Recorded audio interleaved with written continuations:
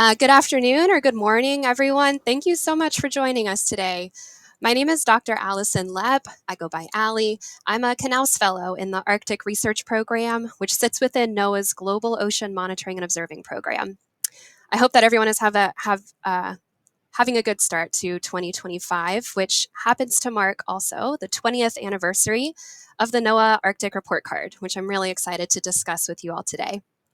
This annual product represents the outcome of strong, sustained partnerships, beginning with efforts led by folks out of NOAA's Pacific Marine Environmental Laboratory, and has been co-developed over the years with the Arctic Research Program in GOMO and with NOAA's Climate Program Office. So today we'll learn a little bit about the history of this product, how it came to be, who contributes to it, and importantly, why this resource and the condition of the Arctic region matter for each of us.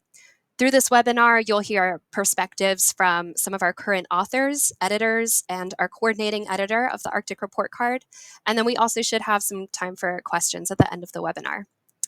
The idea for this webinar came from some conversations between myself and Dr. Heather Heenahan, who I'll introduce later. But Heather is GOMO's new education and outreach specialist. So we started chatting over the summer to kind of brainstorm how we can help the Arctic Report Card to reach a broader audience, particularly for K through 16 educators and students. So the idea for this webinar was kind of born out of those conversations, and it's now part of a concerted effort to expand education and outreach activities to accompany the 20th Report Card anniversary. So we're really excited to have you all in attendance today to learn about this important NOAA product, and we extend an extra warm welcome to all of the educators and the students in our audience. Before we begin, I would like to take a moment to acknowledge that the circumpolar Arctic is the contemporary and the ancestral home to many different Indigenous peoples. For those of us who are working in or reside in the Arctic, we recognize these lands and waters as the mostly unceded traditional homelands of Indigenous peoples. And for the rest of us, wherever we may be participating from, we honor and we recognize the place-based knowledge of Indigenous peoples and their ancestral and contemporary stewardship of their homelands.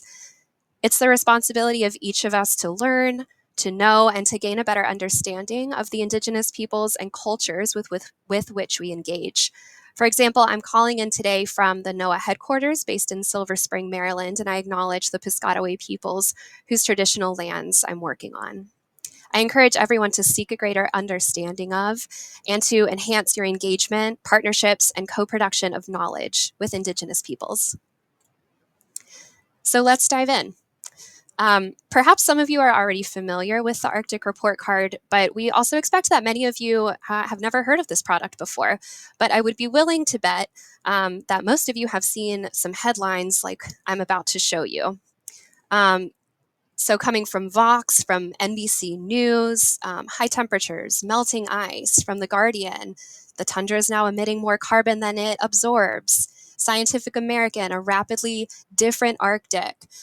These are all headlines that are reporting on findings from the 2024 Arctic Report Card, which was released on December 10th of last year during a press release in Washington, D.C. So while we won't focus this webinar on the findings in the Arctic Report Card, we do want to illustrate that this product receives widespread attention every year. And this media attention helps to bring the Arctic to the minds of people in the lower 48 and in non-polar latitudes worldwide. For some of us here, the changes in the Arctic environment are deeply personal, and the reasons that we need to understand them are abundantly clear. These changes may impact daily life for you or for your loved ones and threaten ways of life and well-being. But for those of us who don't reside or work in the Arctic, the region itself may seem too distant to be relevant to our lives, or for the educators in our audience, for our students' lives. So why should we care about what we read in these headlines? Why should we teach about the Arctic in our classrooms? And how does Arctic change impact each of us, regardless of where we live? This is one more headline, which came from an article published in Forbes following the 2019 Arctic Report Card release. And this article does a really great job of summarizing answers to those exact questions. And they highlight three major things which inextricably link the Arctic and Arctic change to the rest of the world.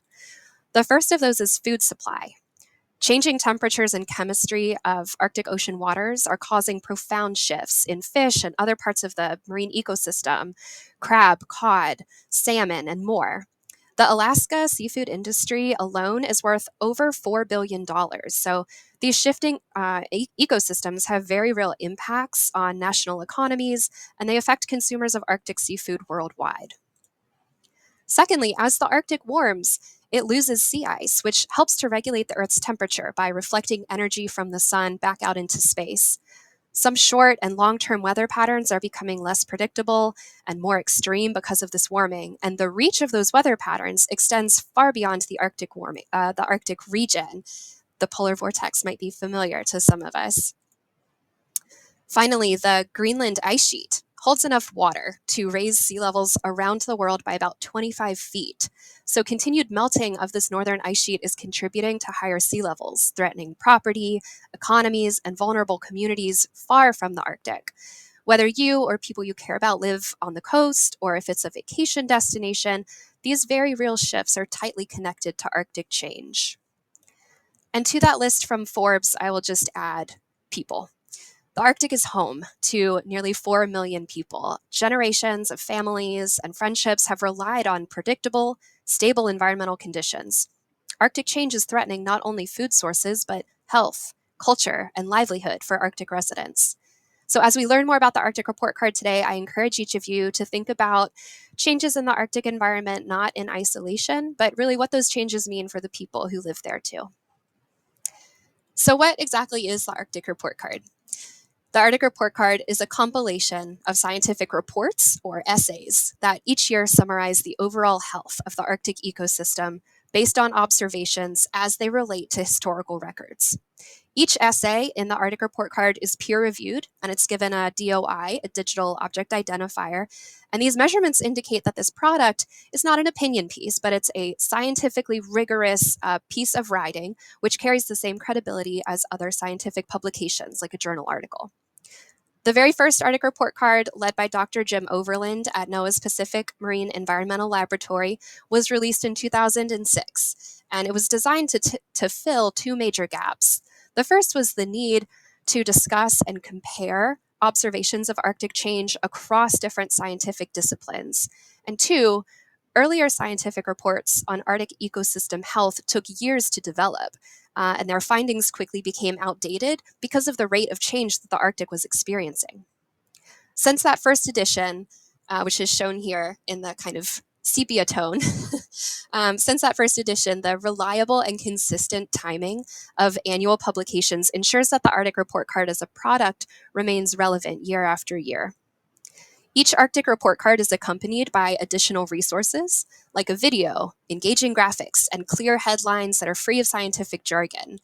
These thoughtful elements contribute to the accessibility of the Arctic Report Card, which is intended for a wide audience, including scientists, teachers, students, decision makers, politicians, and the general public interested in the Arctic environment and science. So let's dive a little bit deeper into what each Arctic Report Card consists of. There are three sections in the Arctic Report Card, and we can kind of think about them as subjects. The first subject is the vital signs. There are 8 vital signs for which essays are written every single year. You can think about vital signs kind of as a subject that students take each year, and each of the individual vital signs are like assignments that make up the grade for that subject. Or a health analogy, perhaps, just like you're evaluated on things like your blood pressure, weight, heartbeat, reflexes during your annual doctor's visit. Vital signs are those key components that reflect overall Arctic environmental health. For example, surface air temperature, precipitation, or sea surface temperature. The second subject are the indicators. These are essays which are more specific, and the topic areas vary every 3 to 5 years. These might be like special topics classes, which aren't offered every year. In 2024, for example, the indicators essays included the status of migratory caribou and ice seals, as well as terrestrial carbon cycling. And some example indicators topics from 2016 include ocean acidification and Arctic shrews and parasites. Finally, frostbites is the third subject, and the frostbites highlights emerging topics or subjects that are otherwise new or noteworthy. For example, challenges faced and solutions posed by Arctic communities have been highlighted in Frostbite's essays, including in 2024. But the Arctic Report Card has not always taken the form that it takes today. So let's look at a timeline to get a sense of the evolution of this product and learn when its different components came to be. As mentioned, the original Arctic Report Card was developed in 2006 at NOAA's PMEL. This original iteration was led by Jim Overland, Jackie Richter-Mengi, and Martin Jeffries, each of whom went on to serve as lead editors for the report card. In 2007, support for the Arctic Report Card expanded to include NOAA's Climate Program Office and the Arctic Research Program in NOAA's Global Ocean Monitoring and Observing Program. The Arctic Report Card website was launched this year, and Tracy Nakamura of PMEL was the driving force behind developing the web presence for the Arctic Report Card. Tracy also led the development of the annual Arctic Report Card, along with PMEL's Nancy Saraide, who is since retired. And this continues to be released as an accompaniment to the Arctic Report Card for the first time in 2010. Tracy continues to be an integral contributor to the Arctic Report Card production team. In 2012, this was the first year that the Arctic Report Card was released during the annual American Geophysical Union meeting, which happens in December. This has provided the space and the platform for the report card release every year since. 2015 marked the 10th anniversary of the Arctic Report Card, and this year we began archiving previous report cards in a permanent online location at the NOAA's Arctic website at arctic.noaa.gov. In 2019, the first Arctic Report Card essay written by Indigenous Arctic authors were included, and this has been something that has been continued every year since then. 2020 marked the 15th anniversary of the Arctic Report Card, and here in 2025, we are in the 20th anniversary of this product, and as indicated by the dashed line moving forward, this product will continue to evolve and fill many scientific and policy gaps well into the future. So it's important to note that this is a year-long process, thinking about all of the work that goes into producing the Arctic Report Card. Beginning at the start of each year, authors are already thinking about writing their essays. The editorial team in the spring will begin planning that year's Arctic Report Card. As I mentioned, this is a really robust scientific product that undergoes peer review. So the last few Arctic Report Cards, that peer review has been conducted by AMAP, which is one of the working groups under the Arctic Council. So confirming with them early in the spring. Moving into the summer, authors for each of the essays are invited to participate. And often there is a writing workshop or a kickoff meeting with those authors in the late summer and early fall. Essay drafts are typically due in September, and then those essays will begin to undergo the review process with both internal and external reviews. As the essays are being reviewed, the production team is hard at work to put together these engagement products, such as the Arctic Report Card video, as well as planning for the major headlines, right? These jargon-free headlines that get reported on in the news outlets. Finally, come December, this is when the AGU meeting happens and the Arctic Report Card is released. But even after release, the work is not done, and communication efforts on the report card continue, including with typically with a congressional engagement outreach that happens normally in January of each year. So just to kind of summarize the impact of the Arctic Report Card through the years, since 2006, there have been over 70 topical areas covered by Arctic Report Card essays. Since 2015, over 400 authors have contributed to writing these essays, coming from over 19 countries. Again, as a robust scientific report, the Arctic Report Card has been referenced or cited in other scientific studies over 1,000 times.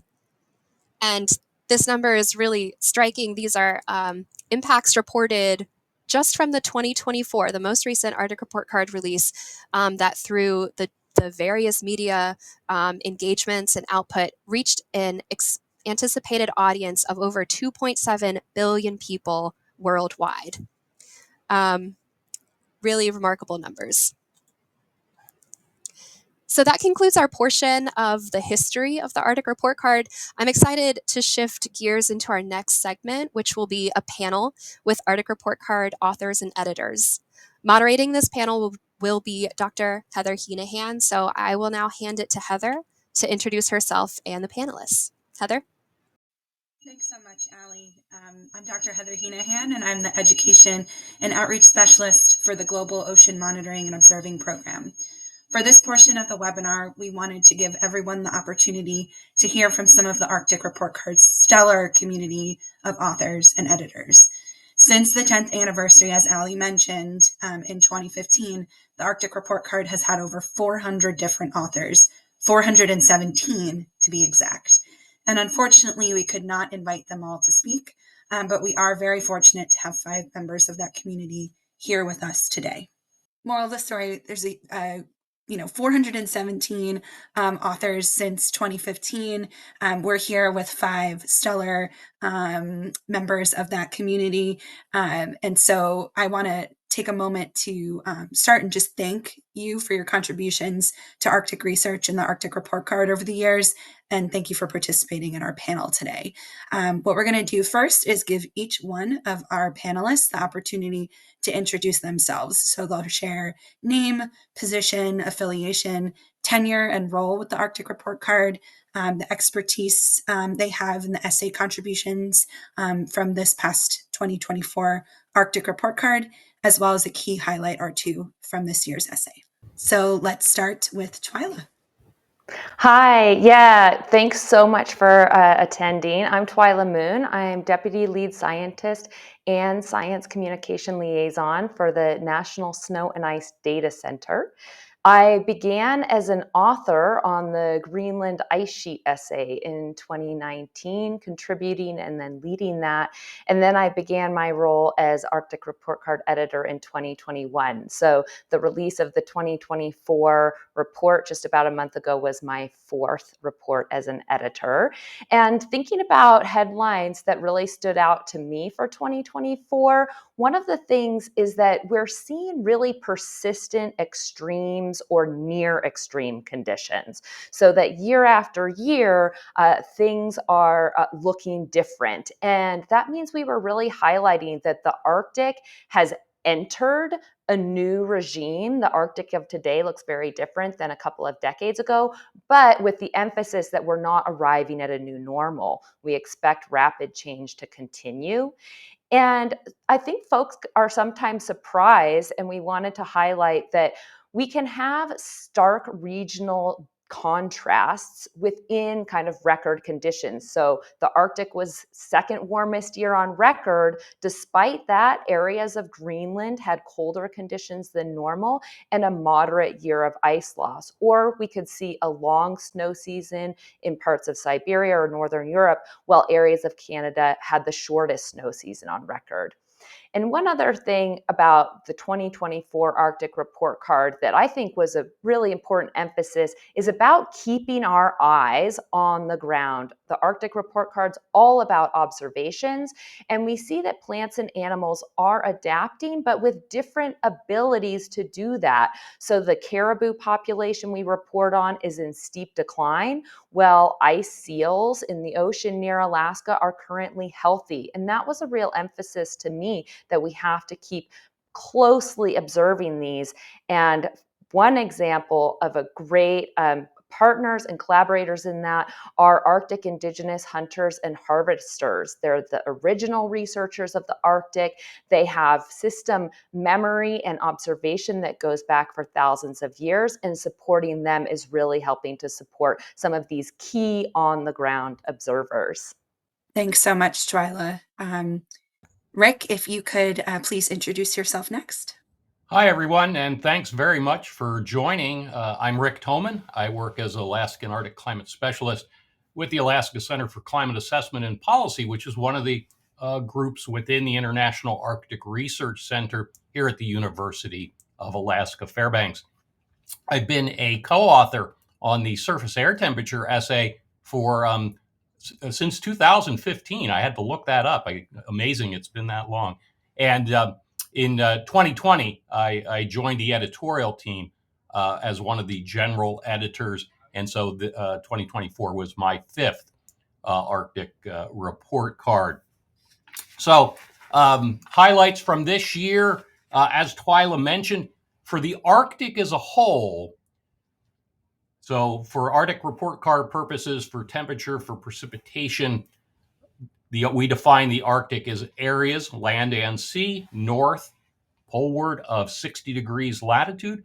The Arctic report card year, which runs from October to September, was the second warmest since 1900. And of course, all of the warmest years have been in the last decade or so, as things are warming rapidly. But as Twila mentioned, that does not mean every place was warm. Portions of Arctic Canada were exceptionally warm.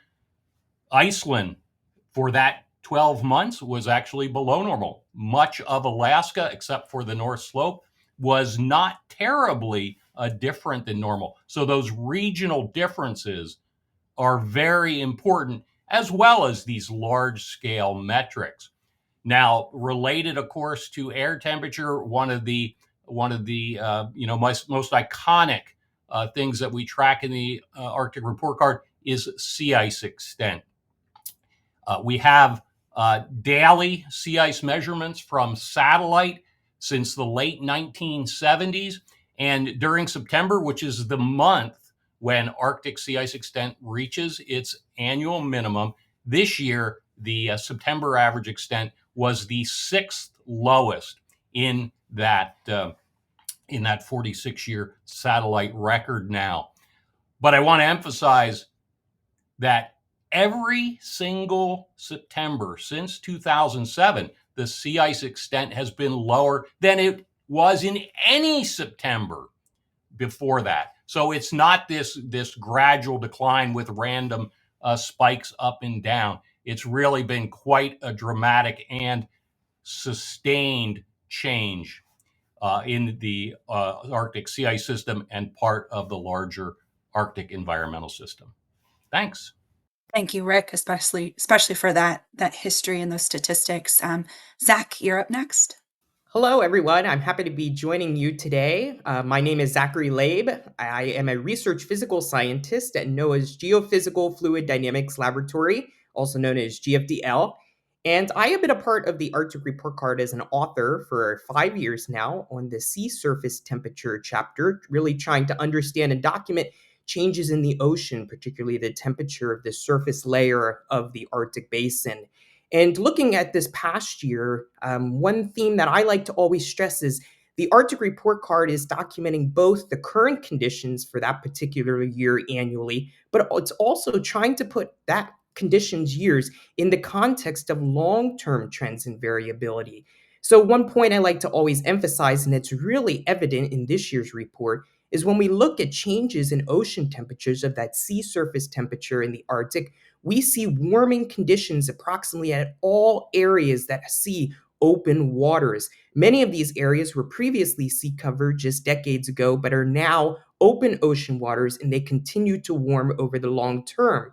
However, as we've been hearing from Twila and Rick, there is that really important regional variability. So in this year's report for 2024, we saw that there was striking regional variability where one side of the Arctic, towards the Atlantic Ocean side, was seeing much warmer conditions stretching across all of the marginal seas of that area.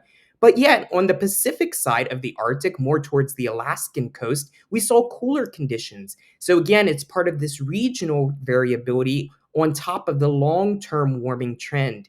And this warming ocean really has important factors and implications and interactions with what we've already heard about, the changing sea ice conditions, the changing surface temperature conditions of the atmosphere. And this is both impacting things like marine ecosystems. It's impacting communities that lie along the ocean that rely on the sea ice cover. Of course, if you have warming ocean waters, that's going to inhibit sea ice formation. So again, our chapter really tries to document all of these changes year to year and over the long term of the Arctic Ocean. Thanks so much, Zach, for that intro. We'll move on to Karen next. Thank you so much. I'm so happy to be here today. My name is Karen Frey, and I'm a professor in the Graduate School of Geography at Clark University. And we actually just at Clark announced yesterday that we're launching a new School of Climate, Environment, and Society in fall of 2025. So my affiliation will change in the coming months, but we're really excited about that. I've been the lead author of the Arctic Ocean Primary Productivity Essay since the year 2011. So I just had to look this up, which means that I've led it a total of 14 times over the last many years.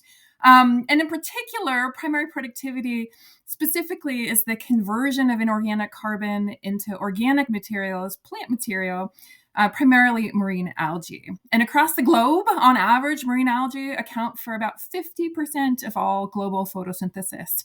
So when we think about how carbon is moving across the planet, sources and sinks of carbon, how our planet's responding to, and in turn also impacting climate change, what's going on with primary productivity in the Arctic Ocean is quite important. My expertise is broadly in the impacts of declining sea ice on marine biology and biogeochemistry. I spend a lot of time sort of at sea on ships collecting samples, but I also spend a lot of time using satellite remote sensing and geospatial analytics to understand the impacts of climate change in the Arctic as well. My interests are also very strong in the education sector as well. So I teach courses in climate change and polar environmental change. And in particular, is probably most relevant today, I teach a course called The Arctic and the Anthropocene at Clark, and I've taught it almost every year since 2008. So I really do have quite strong interests in both undergraduate and graduate education as well. Along those lines, for our essay in primary productivity this year, our observations are primarily from the Aquamodus satellite platform that has been measuring ocean color since 2003.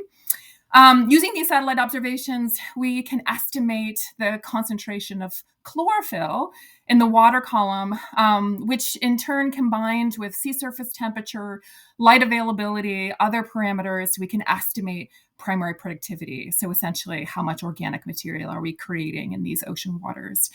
And in particular, in 2024, in this year's report, we generally are seeing a continuation of increasing ocean primary productivity in nearly all sectors of the Arctic Ocean and its adjacent seas.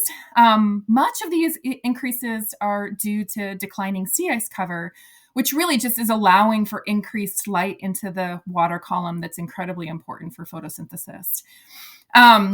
We think an awful lot also sort of with marine ecosystems and marine algae in terms of thinking about the phenology of algae blooms. So in other words, the timing of when they actually occur.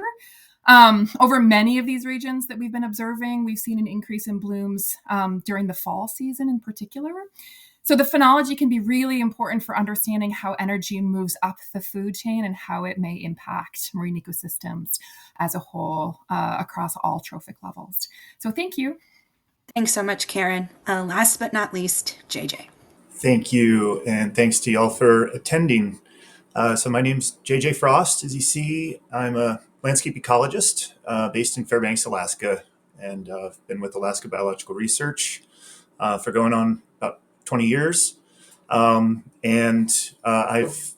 led the tundra greenness chapter of the Arctic Report Card since 2019. And actually going back before that, I was involved with that chapter as a graduate student, as a co-author. So I think first might just ask, what is tundra greenness exactly?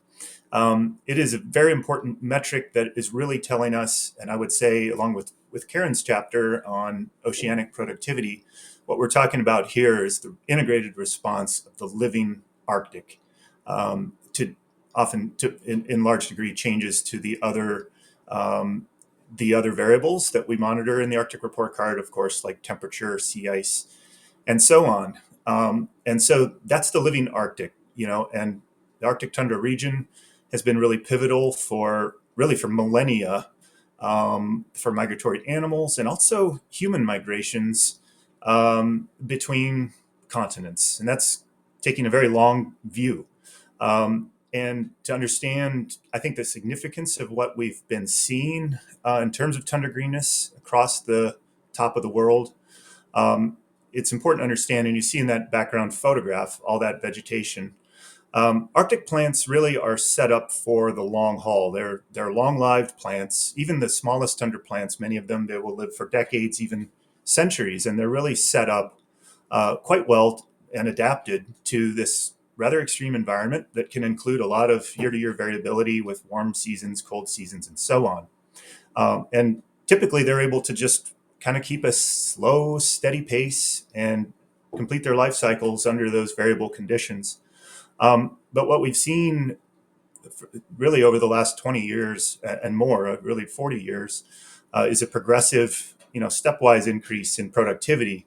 And to me, that's really striking, because what's telling us is, this ecosystem is really responding to not just variability, but a long-term change in conditions.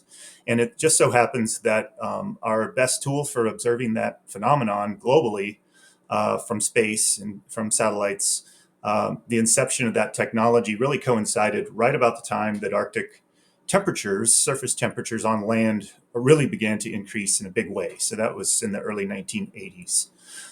So really, I think, just to extend on some comments made by some of my fellow authors, what we see in tundra greenness really is from year to year, certainly during my tenure since 2019, we see year after year either a record value, record high value, or near record. And I don't expect that to change anytime soon. But I think it's also important, we report on tundra greenness. That's a spaceborne metric of productivity. So it might seem a little bit abstract, but it's ultimately, if you just have a bird's eye view, like the landscape in the background, what is the stature, the height, the vigor, the overall productivity of all of that vegetation. So we monitor that from space, but of course there's a lot of ways we monitor that on the ground as well. And one thing I want to emphasize is just the congruence of many of these spaceborne and ground-based observations. And I would particularly call out the comments, the statements, the testimonials that I've heard over and over from many Alaskan natives primarily, and I've also worked in the past in Western Siberia, where we hear much the same thing of a tundra landscape that's becoming essentially more vegetation, more shrubs, taller vegetation. We hear these over and over again. We see them in ground-based studies, and of course we see it also from space. And so I think for folks who don't live in the Arctic, it's important to understand that this ecosystem up here, and you see behind me is boreal forest, obviously also another cold biome. It's kind of dormant right now, but come spring and summer, it becomes critical breeding habitat for many migratory birds, particularly that I think folks further south in the United States would see at other times of year. So the Arctic it's a beautiful place. It's a very compelling place. And it's also a place that's very much in a state of transition. So that's a key part of the Arctic Report Card is keeping tabs on that phenomenon as it proceeds. So I'll leave it there, but thanks again. Thanks so much, JJ, and thank you all for those introductions. We wanted to make sure we got the science in from the 19th Arctic Report Card, and so thanks for sharing those headlines. We're going to move to some questions that we have prepared for our panel. There they are. For those of you in the audience, we should have some time for Q&A at the end, so please feel free to use that to submit your own questions. And as we mentioned at the top, since this webinar is part of an expansion of education and outreach efforts for the Arctic Report Card, you'll see that reflected in some of the questions we prepared for these panelists. So let's get started with, I loved in your introductions, we heard not just about your editorships and your authorships, but, time as grad students and just the tenure, the long time that you all have been involved in this. And by my count, all of you, at least 4, but it sounds like more than that from your intros. I was hoping that a couple of you could share a favorite memory or a success from your work with the Arctic Report Card. And I think, Karen, I know you have something to share on that question. Thank you, Heather. Yeah, I can just speak really briefly, and I know others on the panel may want to chime in because I know many of you have been on the press panels as well. But at the beginning, it was mentioned that sort of the big rollout of when the Arctic Report Card is published is during a press panel at AGU each year, and I've been really fortunate that I've been part of that twice now over the last many years. And we were sort of asked to describe sort of a favorite memory. And I guess what makes it most memorable being on those press panels is that it sort of gets you out of your comfort zone because it's never quite sure exactly what questions you're going to be asked.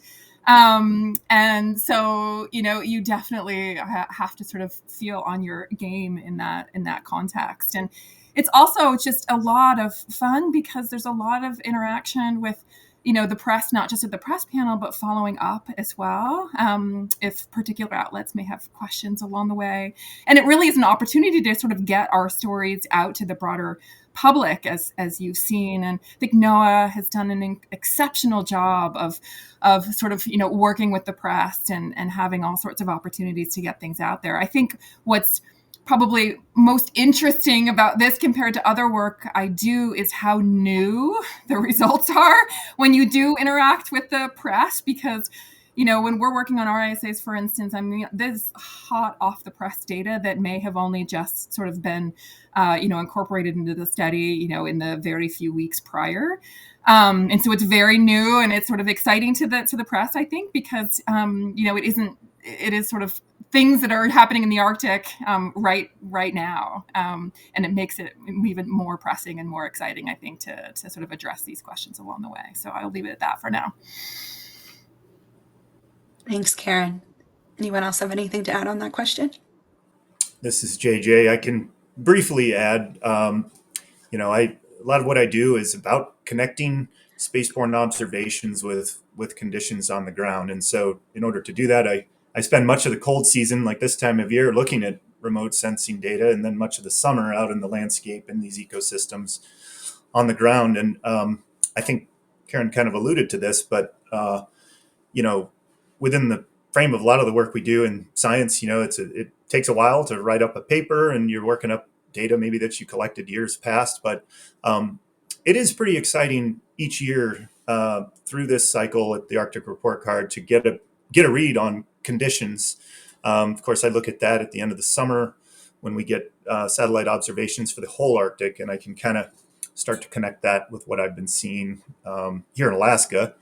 And then also just understanding more broadly across the Arctic conditions and context, sort of almost in real time. And I think the last thing I'll mention, because spaceborne, as I think we'll often hear when we're talking usually about manned space flight, space is hard.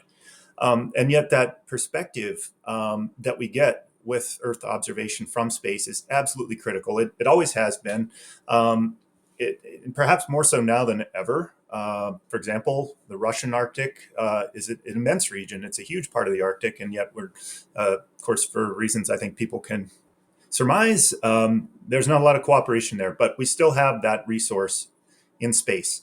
And so, and so continuity in those data records is critical. And so nowadays, when there is a new satellite that's being launched that bears on tundra greenness, I pay close attention. I have skin in the game. And happily, there's been a number of launches over the recent years that contribute to the tundra greenness record.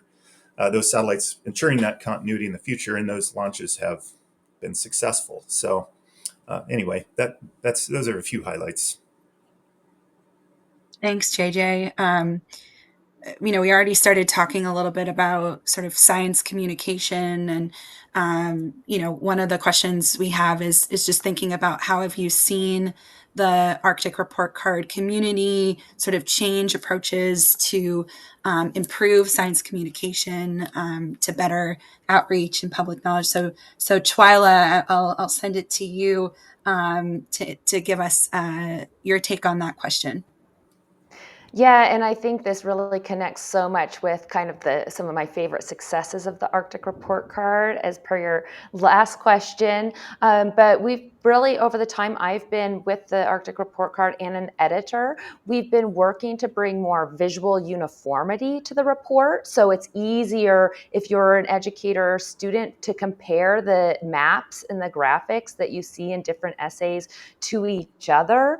We've also been working to bring in some new visuals and explanations that help to connect the dots between these essays, and really encouraging authors also in their essays to connect those dots so that we can start to see the Arctic as a really interlinked system, and also a system that's really interlinked with those of us who are actually living far away from the Arctic.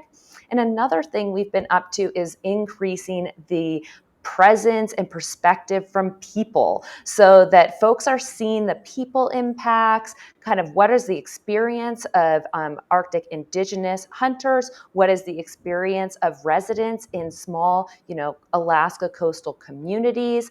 And so I think all of these are really elements that are making it so that there's kind of multiple tiers to interact with the Arctic Report Card, different types of media, introducing, for example, sound or recordings into some of the different essays over recent years.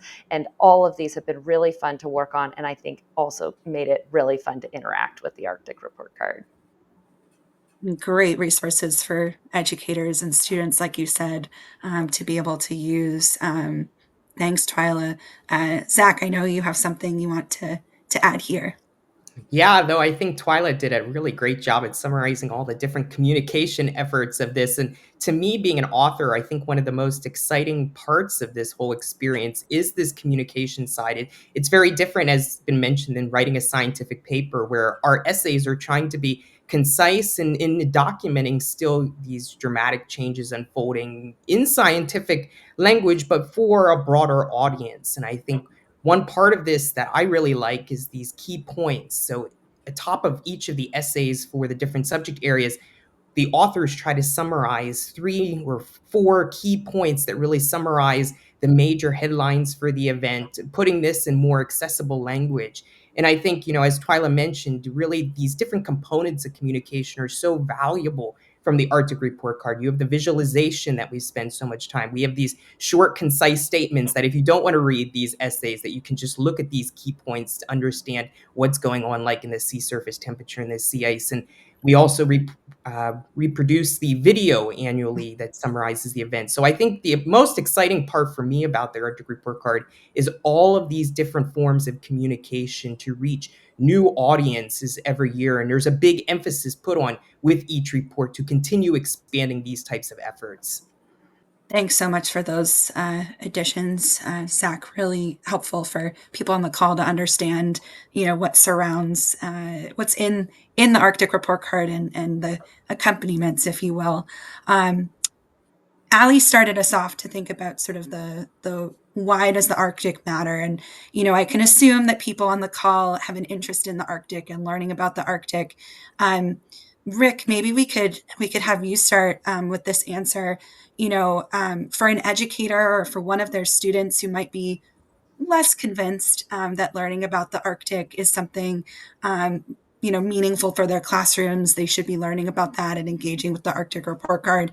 Is there anything that you would like to echo from Allie's introduction, or something different that you use to talk about the impact of the Arctic and Arctic change?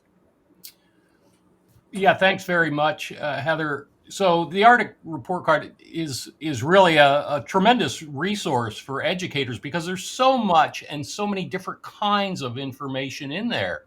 So you want to get your students to help to understand how data can be analyzed. We've got lots of that kind of data.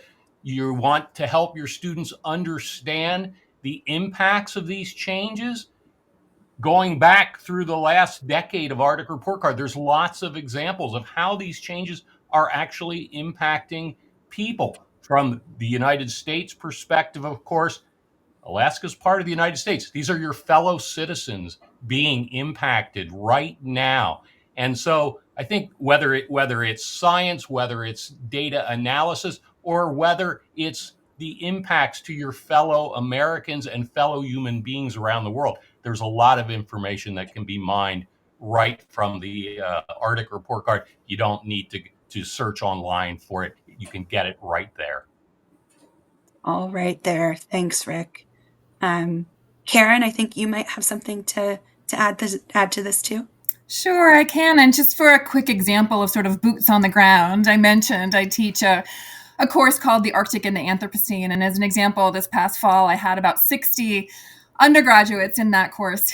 And many of them were majors, many of them were non-majors, sort of trying to get some experience sort of in the science realm. And a really important part of that for me is data literacy. And so everybody has to work on a project. And I do give them sort of the Arctic Report Card as prime example of the types of data that we can look at in terms of sort of, near real-time Arctic environmental change. And so some of the students sort of have experience with geospatial analytics. A lot of the students are just sort of, looking at time series within Excel and, more simple things. But the Arctic Report Card has done a really nice job in recent years of kind of pointing us to where all of our data come from.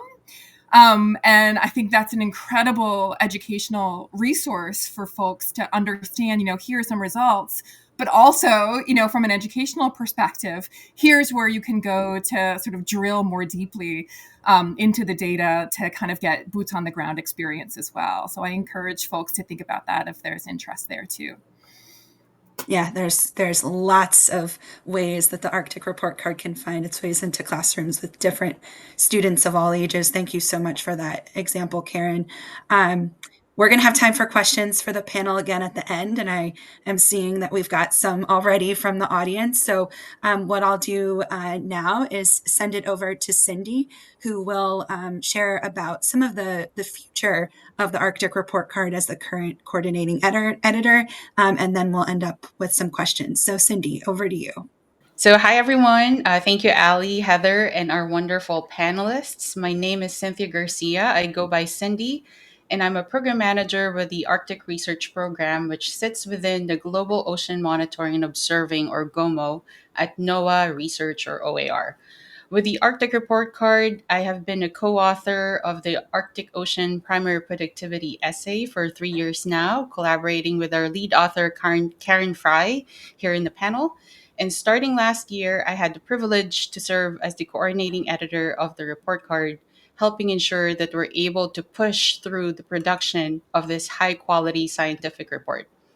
Before I begin with this portion, I just want to briefly say that the report card is where it is now because of the many contributors, our dedicated editors, and amazing production team members this year and in the past 19 years. And if any of you are listening here in this webinar, I think some of you are here, right? Thank you so much for all the hard work in helping maintain the quality, integrity, and relevance of this report. Now, on the next slide, as we look toward the 20th anniversary of the report card, we're standing on an incredibly strong foundation. Over these 2 decades, the report card has become a trusted, peer-reviewed Arctic science synthesis, bringing together research and knowledge from across disciplines. What makes the report card truly special is not just its scientific rigor, but the remarkable community behind it, from researchers and Indigenous knowledge holders to the dedicated people who make the report and its content accessible to diverse audiences worldwide. This consistent annual report card has become something that the scientific community, decision makers, educators, and the public count on and trust. On the next slide, as we look to the future, we're focusing on a couple of key areas to continue to expand the report card's impact. We are starting to develop new interactive tools and data dashboards to make Arctic Report Card data more accessible and useful for everyone, whether you're a scientist, student, or concerned citizen. As we are also looking to plan and expand our approaches to tell the story of the changes happening in the Arctic, because as we know, essays and data alone are not enough. We need to help people connect with what's happening in the Arctic, like what Twila said, connecting the dots and why it matters.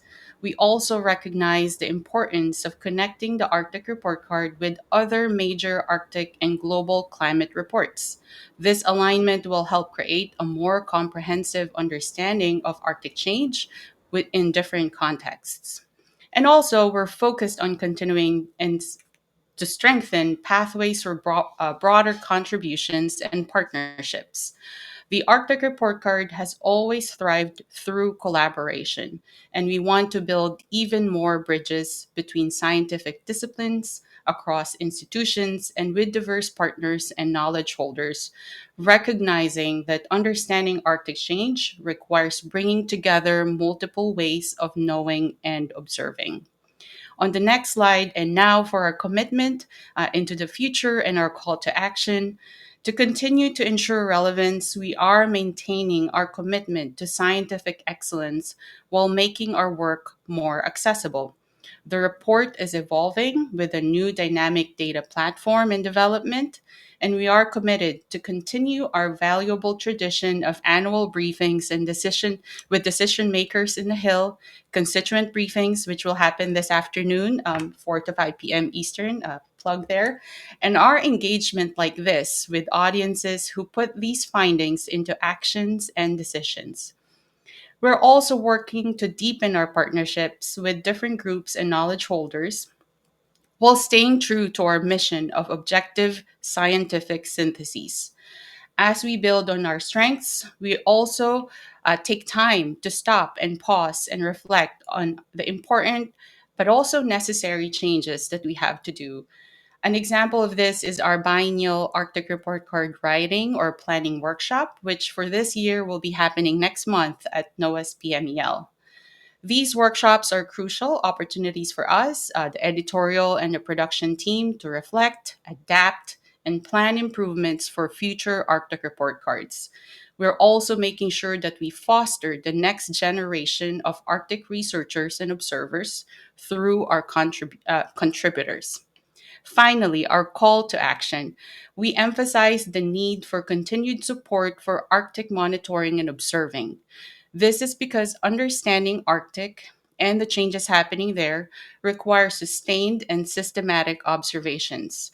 The dramatic transformations we're seeing in the Arctic do not pause, and neither can our monitoring efforts.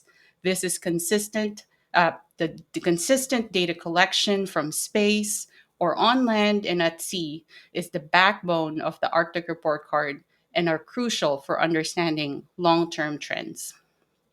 We're also open to partnerships and collaboration. And again, one of Arctic Report Card's strengths come from its diverse community, and these partnerships are essential for maintaining Arctic Report Card as a trusted, comprehensive resource that truly captures the complexity of Arctic change.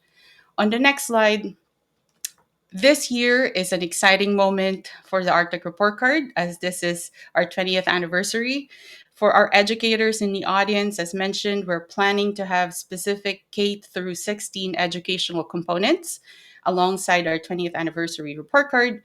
And if you have ideas, questions, or suggestions, especially for what you could help to bring the Arctic Report Card into the classrooms, please contact Heather, and her email is on the screen, and she will also put her email in the chat. And for everyone here today, we want to hear your suggestions for future topics. And I see a question in the Q&A there. You can suggest what aspects of Arctic change matter most to you and your communities, and share those ideas using the QR code here in the screen. You can use your smartphones, but we're also going to share the link in the chat. I think it was already shared. We're open to your suggestions and feedback. And thank you all for being here today and sharing your time with us. And now I will hand it back to Heather. Thanks. Yes, thanks so much, Cindy. We have just a few minutes for some questions. So I think if it's there, we go. There's our full suite. One of the questions I know, Twila, you're prepared to answer. We have from David. just getting back to my approved questions here. We hear that Arctic tundra and permafrost regions have changed from carbon sink to carbon source from the Arctic Report Card. What do these authors think? Yes, well, I love this question because it tells me that you are hearing the news from the Arctic Report Card, but maybe not directly by reading the report, because this news that the Arctic tundra region has transitioned in the last 20 years to be a source of carbon and heat trapping gases to our atmosphere rather than a place that it's stored is a headline that we were breaking in the 2024 Arctic Report Card. So we had a special essay all about carbon in the Arctic, and one of those big headlines is both because we're thawing the permafrost, which allows the release of more heat-trapping gases like carbon dioxide and methane, and we're also seeing bigger, more extensive wildfires. All these factors together have now transitioned this tundra landscape into being an additional emitter of heat-trapping gases. So you heard it from the Arctic Report Card, but I'm glad to hear that you are finding that out via the other media that you're paying attention to too. Thanks, Twila. There's some questions sort of about urgency and taking action and perhaps examples of tangible action that have been taken as a result of the Arctic Report Card, either domestically or internationally. So that's Linda's follow-up to Sarah's question. Does anyone have an example of a tangible action taken as a result of the Arctic Report Card, either in the US or internationally? This is Twila again, and I want to point out that this is something we don't have the personnel and the support to track formally. So this is really anecdotal as far as we see kind of how this information is taken up and reacted upon. But I do see it appearing in places where people are thinking, for example, about how are we going to maintain long-term monitoring, understanding the health and the capacity for our Arctic observing system, which includes satellites and airplanes and people on the ground. And so we can see that information we're collecting from the Arctic Report Card and the observing there is informing our ability to continue these observations and make sure people have this information they need. Thanks, Twila. I know, Rick, you might have a quick Alaska example as well. A quick Alaska example. My memory is 2021. We had an essay in the Arctic Report Card on basically trash on the Alaska Arctic coast. And having that essay in the Arctic Report Card really elevated that problem because it, getting things like syringes and medical supplies washing up on beaches, polluting people's food sources. And that really elevated the visibility of that problem in the Bering Strait to a national level. And got people more healthy, more safe. Yeah. Thanks for that example. I think we are out of time for questions, but I know we'll get the questions. I'm going to throw it to Allie to kind of wrap us up. Yeah, thank you so much, Heather. What a great discussion this was.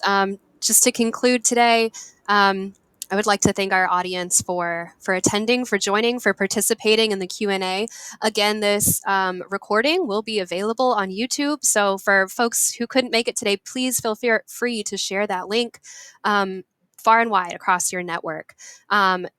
Huge thank you to all of our panelists for devoting their time, expertise, not only to the panel today, but for all of your labor and love for the Arctic Report Card. And I'll extend that appreciation more broadly across the entire Arctic Report Card family, community, who have made this product what it is for the last 2 decades and will continue to do so moving forward. And then finally, a huge thank you to Cassandra Morris from the NOAA Library for helping to facilitate a very seamless, fantastic engagement opportunity.